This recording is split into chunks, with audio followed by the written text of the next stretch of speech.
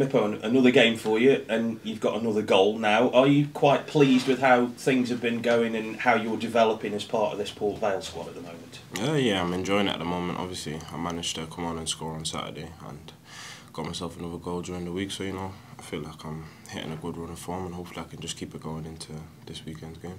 How hard is it to come on as a sub and try and change a game, particularly in a game like that where there's quite a few tired legs and you're up against an under-21 side? I'm sure you'll know about that standard of football as well, coming through academies and such. But how hard is it to come on and change a game in a game like that?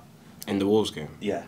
Yeah, I'd say it's difficult because loads of them lads are they're young and fresh, and obviously it's a bit different for us. We've got loads of experienced players who might not have as much legs as they do, but I think it works best in our favour because we have the experience and we know what to do. So we know where we can hurt them, and you could see that the other night. And we managed to get the 2 goals late on with obviously Mal coming on and scoring a free kick, and obviously you see the impact that Wazza had as well when he came on. So I think it works in our favour.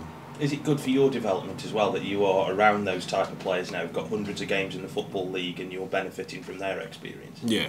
I think it's a massive help having them around. Even if they're playing or they're not playing, they've got bags of experience and just little tips they give you that day in, day out about what to do and what not to do. So yeah, I think it's good. What's probably been the most significant thing you've learned from your time here? I know it's been quite short, but have you learned anything really important while you've been here so far? Yeah, quite a few. Just standards in and around the building. Trying not to get fines because, mate, around here you get fines for anything. I see you've got a big smile on your face then, so this is something specific you could say, or has that got to stay a closely guarded secret? Yeah, we'll keep that indoors. But in all seriousness though, you've got a manager who's obviously invested some time in you and wants you to play a role within this team. So it does say a lot for you though that he is trusting you to come in amongst all these experienced players and play your role. Do you feel like he's got a lot of confidence in you? Yeah. I feel like I have the trust from the manager. I speak to him every day, and he just gives me the confidence on the training pitch, on the match days, but he's a good guy.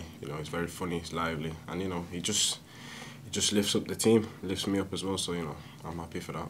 I know you've played mainly as a substitute, but you've got players with you like Ellis Harris and James Wilson and Jamie Proctor. I'm sure you've met already. But to have players like that as centre forwards in your position, how much of a benefit is that to be able to learn from them as well, specific to what your role is in the team? Yeah. Obviously, if you watch the work that Willow and Ellis have done over the past few games, it's credit to them because Ellis is scoring almost every game, and obviously Willow is doing his stuff. He had a great game against Derby, and when players are putting in performances like that, then that's what keeps you out of the team. That's what keeps you as a sub. You know what I mean? But obviously, they're 2 great players, and it's good to learn alongside them, and yeah.